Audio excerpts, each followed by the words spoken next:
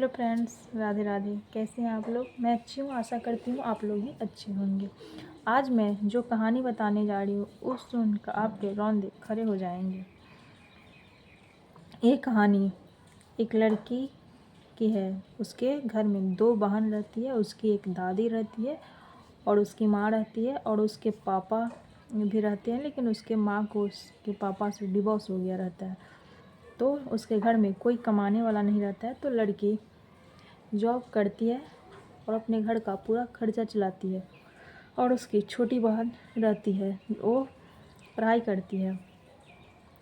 वो रोज़ ऑफिस जाती है और अपने घर ऑफिस से घर आ जाती है। एक दिन अपने दादी के साथ, दादी बहुत बुजुर्ग रहती है। दोनों बहन सेल्फी लेती है बहुत अपनी माँ से।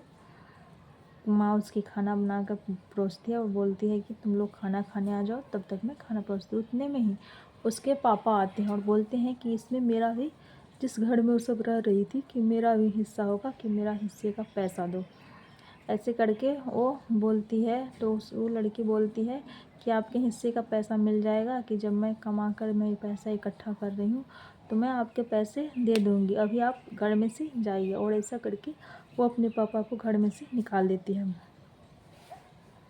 क्योंकि उसकी माँ अपने पापा से अलग हो जाता है। इतने में अर्चना के मोबाइल पे बार बार कॉल आता है और कॉल को डिस्कनेक्ट करते रहती है, क्योंकि वो कॉल नहीं उठाती है। और उसके बाद जब ये अपने मोबाइल को स्विच ऑफ कर देती है, तो उसके बहन के कोमल के पास फिर फ़ोन आता है। इसके बहन कोमल कॉल उठाकर और वो बात करने रूम में चली जाती है। जब वो रूम में जाती है तो फिर ये भी अपना खाना छोड़कर फिर अपनी बहन के पीछे जाती है। तो देखती है एक मुकुल नाम का लड़का रहता है, जिसका शादी हुआ रहता है। वो अपनी पत्नी को डिवोर्स दे दिया रहता है और वो इसके बहन उससे बात करती है।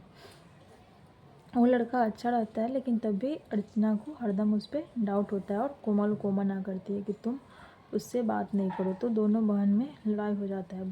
बोलती है कोमल कि दीदी आप कुछ भी करिए, लेकिन मैं मुकुल से ही बात करूँगी, कि मैं उससे नहीं छोड़ूंगी। वो फिर अपने कंपनी जाती है। कंपनी में जाती है तो 1.5 करोड़ का घोटाला हुआ रहता है, जो कि एक लड़की और जो एचआर रहती है वो लड़की और एक लड़का मिल के दोनों 1.5 लाख के घोटाला किए रहते हैं। और रश्मि को पूरा हिसाब देना रहता है, इसलिए रश्मि को उस कंपनी के बॉस बुलाकर बहुत डांटते हैं और बोलते हैं कि तुम कहाँ थी कि तुमने इतने का पैसे के घोटाला किया। ये सब चीज़ के पता लगाती है और उसके बाद वो क्या करती है, बॉस को बता देती है कि सर, वो जो लड़की रहती है रिद्धि नाम रहता है, वो रिद्धि और सुशील नाम का लड़का रहता है, कि वो दोनों मिलकर इसका घोटाला किए हैं। ऐसे करके तो रिद्धि अपना कैसे भी करके सफाई पेश करके वो अपना साइड हो जाती है।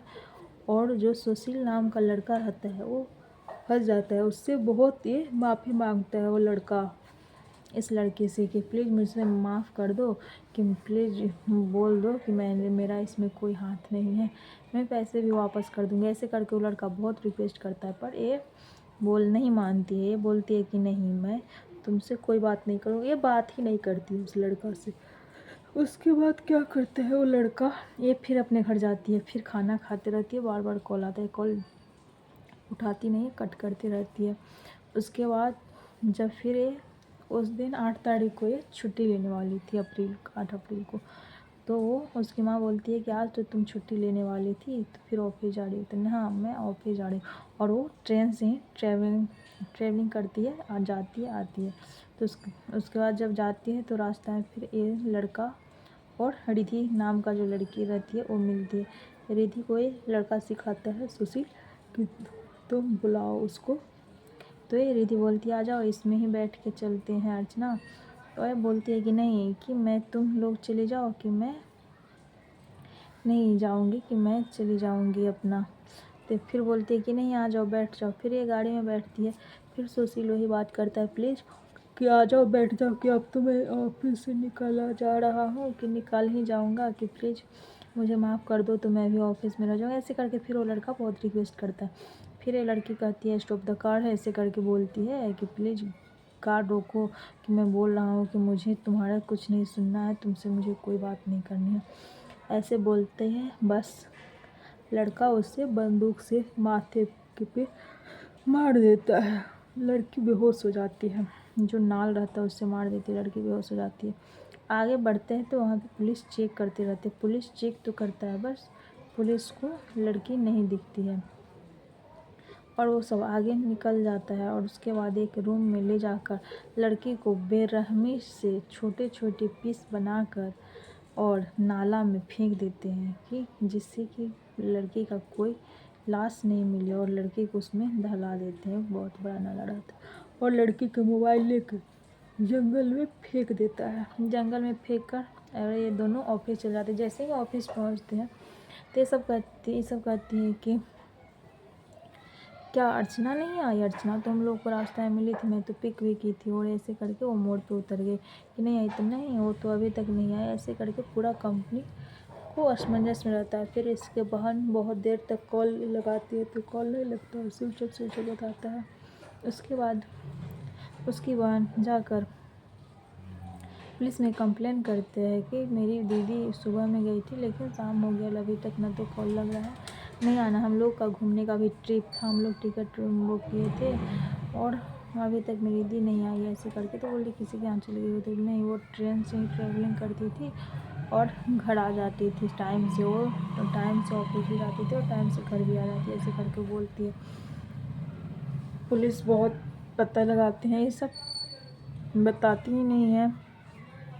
ऐसे करते करते 1 महीने बीत जाते हैं। फिर कोई बोलता है कि नाला में किसी का लाश मिला है। ऐसे करके जो कुछ लाश मिलते हैं वो जानवर का एक बॉडी का कुछ लाश मिला रहता है। उसके बाद इसकी बहन वो बोलती, एक लड़का बताता है कि ऐसे करके मुकुल नाम के लड़का से उसकी बहन बात करती थी, जो कि अर्चना को बिल्कुल पसंद नहीं था कि कोमल उससे बात करती थी, क्योंकि वो डिवोर्सी है। तो पुलिस जब अर्चना से कोमल से ये सब बात पूछती है तो कोमल कहती है कि ये बात सही है कि मेरी दीदी को पसंद नहीं था, लेकिन वो लड़का ऐसे नहीं कर सकता क्योंकि उस लड़के के पास तो काला ब्लैक कलर का कोई कार है ही नहीं। उसके बस एक रहने का घर है, उसके अलावा उसके पास कुछ नहीं है और वो लड़का अच्छा है। ऐसे करके वो लड़की बोलती है कि मैं मुकुल को जानती हूँ और मेरी दीदी को नहीं मार सकता। फिर वो बोलती है कि मेरी दीदी को लड़की जलती थी कि दीदी ऐसे ऐसे बताई थी, कुछ बात उसकी बहन उसको बताई हुई थी कि ऐसे बताई हुई थी कि हो सकता है वो दोनों वो लड़का सुशील और रिद्धि मिलकर मेरी दीदी को मारी हो। फिर रिद्धि को और सुशील को दोनों को हिरासत में लिया जाता है और जब खूब पूछताछ होता है तो वो लड़का बताता है कि हाँ, मैंने उसे टुकड़े टुकड़े काट के, मैंने उससे बहुत रिक्वेस्ट किया, बहुत माफ़ी मांगी, तब भी उसने मुझे माफ़ नहीं किया, इसलिए मैंने उसे टुकड़े टुकड़े काट कर और एक नाला था, उस नाला का नाम बताया कि उस नाले में मैंने फेंक दिया और उस नाले में दहला दिया कि जिससे किसी को पता ही ना चले। तो पुलिस बोला कि तुमने किसी को अपनी गलती की वजह से किसी और को इतनी बेरहमी से मारो, कितनी अगर अर्चना टाइम रहते हुए और अगर वो कॉल भी उठाती तो ना, अगर बातचीत करती तो ना तो उसकी मौत होती, और अगर दूसरे के साथ डिस्कस की रहती तो किसी ने कुछ उसके हल निकाले रहते। तो अगर कोई बात हो तो किसी का न किसी को आप बताइए, ये नहीं कि अपने ही मन में रखे रह जाइए। इसी तरह से अगर वो बताई भी रहती तो उसका भी मौत नहीं होता, और इसी तरह से उसका मौत हो जाता है और बेरहमी से मार देते हैं और रिद्धि और सुशील दोनों को हिरासत में ले लिया जाता है। इसी तरह की कहानी मैं आगे भी डालती रहूँगी। प्लीज़ मेरे चैनल को लाइक और सब्सक्राइब ज़रूर करिएगा और सच्ची घटना मैं आगे भी डालती रहूँगी।